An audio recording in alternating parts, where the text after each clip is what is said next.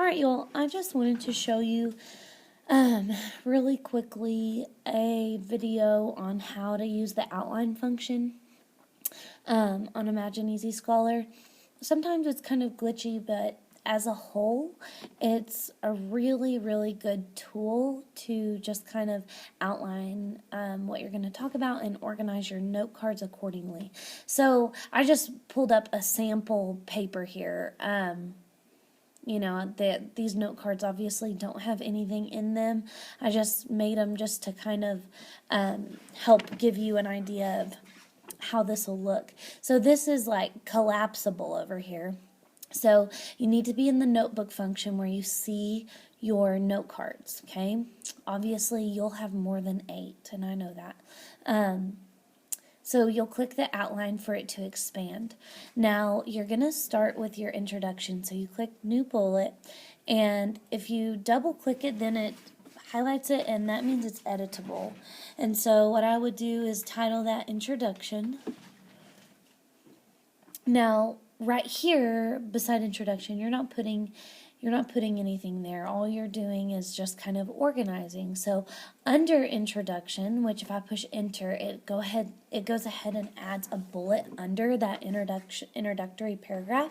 So now this is going to be your hook, and I want you to actually write the sentence here. Now you don't have to use this exactly as how you're going to use it in your paper, but it's a good place to get started. Next is going to be your thesis on here. Obviously, you're going to have more than this in your introduction. You're going to have your hook and then a bridge and then your thesis, and the hook and bridge can be multiple sentences each. These introductions are going to look a lot differently than our introductions in our expository paragraphs because we have more than 26 lines. So yay. So I went ahead and I pushed enter, and it went ahead and made a bullet under hook. I don't want to do that here. Now, if you had some things that you wanted to remember here, you could make those bullets. But I don't want that. I just want I want B, because I'm going to put thesis. So if I click it, it'll let me delete it right there. So I'm going to push yes, delete. Now, if I want another bullet under introduction, I'm going to click introduction, then select new bullet, and see how it made B right there. So I'm going to double click that, and this is going to be where you write your thesis. So obviously I'm just putting thesis because this is just a fake paper, it's not real, but you're going to actually write out your thesis statement. Remember, your thesis statement is the last sentence of your introduction, and it's specific. So it tells me that you're going to talk about the background of your issue, some controversial views of your issue, and some possible solutions. Now, I don't want your thesis to say, I'm going to tell you about gun control laws, and that's going to include background, points of view, and solutions. That's way too boring. We'll talk about how to really make a creative, specific, narrow thesis that's appropriate for this paper. But just know in the beginning, when you're starting out, kind of what I want from you. So that's all you're gonna have, those 2 complete sentences there, your hook and your thesis. And then under those, if there are things that you want to make sure that you remember, then you can go ahead and add those bullets under A or B. Okay? But if we don't want them, then we click it and we delete it. Now, if we want to add a big bullet, so like a Roman numeral 2, then up here I click new bullet, and if we look at like your types of research that you found, background, points of view, solutions, obviously we need to start with background because sequentially, if we think about it, your reader needs to know about just kind of what the issue is before you tell them controversies and solutions. So background is going to come first. Now, I'm going to put background paragraph 1. You can have more than one background paragraph. I'm not going to tell you how many paragraphs this paper has to be because I want you to organize it based off of what you need. So if you end up having more than one background paragraph, then you will number it like this. Background paragraph two. Okay, if you don't have more than one, then we can just delete that. And then I don't think it'll let me edit it. Yeah, it makes me type over it. So we'll just say background. Okay, so time to add something under background. So the first thing that you're going to do, let me X out of that there, is add a new bullet. So this A right here, double click it. So this is going to be the first, like, pretty much idea or topic sentence that you're going to discuss about the background. For some of you, it might be the definition. A lot of people don't know what a zero tolerance policy is or a cult is, and so you have to define it for them. If you have something like dress codes in schools or something that pretty much everyone knows what it is, then you don't need to start with the definition. So this is where you're going to just start figuring out what you need to really explain this to your reader. Okay, so let's say I have something hard like zero tolerance policies. I'm going to start with definition. And for A, I want you to write the sentence that is going to be your own words. Okay, so I'm going to just put that there, your words. If we were to break this down to percentages, your paper would be probably 85% your words and about 15% quotes.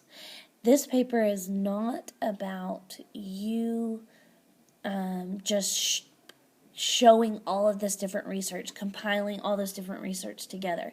This paper is about you doing the research and then you being able to make claims and state your ideas and your thoughts, and then you back those things up when necessary with your research. So this is primarily about you, and then research is just like a supplemental tool to prove that you're right.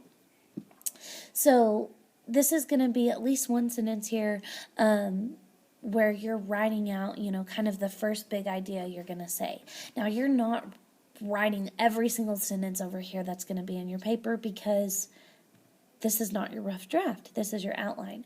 So after you have your definition over here and you've written your sentence, then you need maybe you need a note card that has an example or some really good piece of information that you've found from one of your articles or your book. So the cool thing that it will do is you can drag your note card over here, and you're going to make sure that you drag the appropriate note card to prove what you're saying, and then you can pull it. See, you can make it to where it's like all the way over, or under that A, which is what we want because this note card is proving this idea. All right. So now here's the kicker. A lot of people, after they put their note card, they just want to be done. And that's not how it works. So I want you to click new bullet under that. It always does that. Here we go. Let me delete that. Okay, so I've got a bullet going under here. This is going to be your explanation sentence of how the quote supports your answer. So pretty much anytime you use a direct quote in your paper, you've got to follow it up with your synthesis. So pretty much your explanation. And it's not like this quote proves my answer because, I don't mean it like that, but you've got to take the idea further beyond the quote. So you state it in your own words, then you give us a quote, then you've got to elaborate more. So now, this is where things will start to change depending on what you need. If you need another direct quote, then you would pull in another note card, right? Oh, where did that go? What in the world?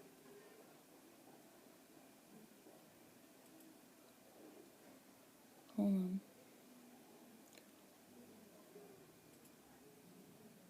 Okay, I don't know. As you can tell, I told you it was glitchy. I don't know what happened to that. But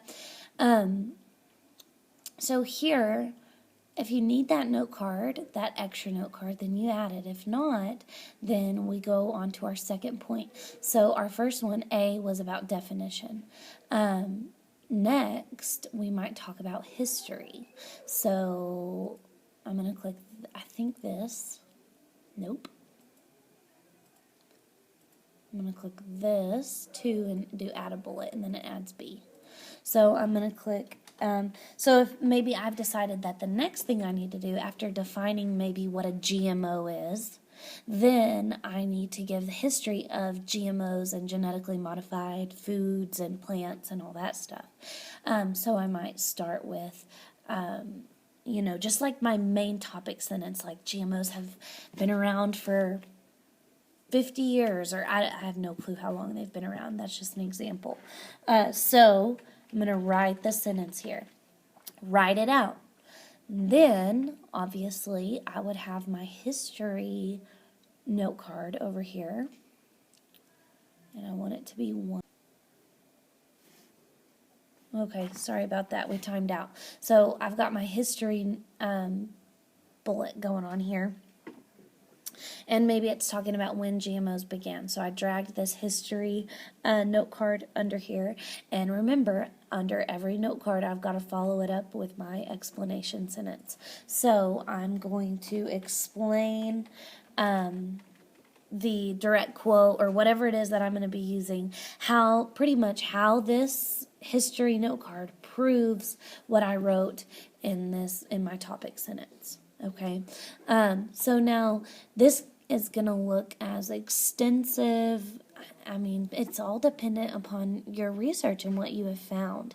The more detailed your outline is, the easier it's going to be to write your paper. So once you finish the background information, then you're going to want to add a new bullet. So we're going to go up here to new bullet, and you can drag them where you want them. So I want that to be 3, okay? And we're going to move on to the first point of view. So the same thing here is going to happen where I just titled this section point of view 1 maybe. And then let's say, some people are saying that GMOs are unsafe or something like that. Then I would explain that in my first sentence. So basically, this is going to be your first sentence of what some people believe. Then you've got to have your quote to back that up. Let me see here.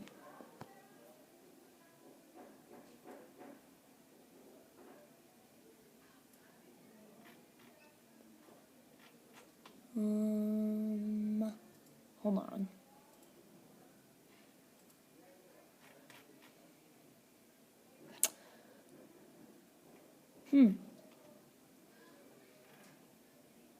I'm adding a new bullet, but I don't see it. So, here we go. Sometimes if you just collapse it and pull it back out, it'll come back up. And we're sending Imagine Scholar all of our issues and things we find, and hopefully, they're working really hard to get things fixed quickly. So I'm going to delete those things that I was adding there.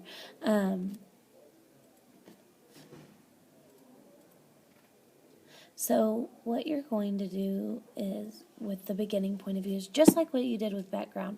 You're going to start off and you're going to give me your sentence here of what some people believe, and remember to write it out. Write out that sentence. Then you're going to give me your note card that backs that up. So you can drag those around there. So you're going to give me the note card that backs up that idea. And then, just like I've said before, you need your explanation sentence. Now, I've just gone, with like one and then I below it on each of these, but you might have more than that.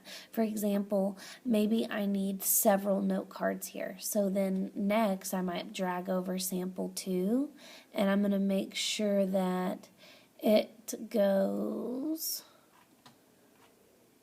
let me collapse and pull it back up. So I'm going to pull it to where it's at 2 over here. So there's my sample 2, and then I'd add a new bullet, and that I would do my explanation sentence there. Okay, so this does seem kind of in depth, but honestly, this is such a great tool to help you really outline and organize your paper well. And as you're going through your outline, you might realize that you need to go back and get more note cards because you don't have sufficient research to back up what you're saying. And that's totally normal and totally okay. You'll just go and you'll just pause your work on your outline, go get more research, make more note cards, and then add them in. You need to, some people have asked if they can do their 15 or start their outline before their 15 note cards, and I don't recommend that because the whole point of the note cards is to put them in your outline. So you don't want to start it without finishing your outline, without finishing your note cards, because you need those to put in your outline. So this is just kind of the basic idea here. Remember, okay, the big things are, this paper is primarily your words. You only are supplementing your ideas, improving your ideas with quotes. Remember that 85-15% rule that I mentioned earlier. And plagiarism is a thing, and it's not tolerated. So at no point in time is it ever okay to claim someone else's work as your own. So when you're typing your sentences out here, they need to be your ideas. Okay, the only time we have someone else's ideas in our paper that's the stuff coming from these note cards, and it needs to be cited and in quotation marks and all that fun stuff. So if you have any questions, feel free to come ask me, but I just felt like this video hopefully kind of clears up how to use the outline function. All right, bye-bye.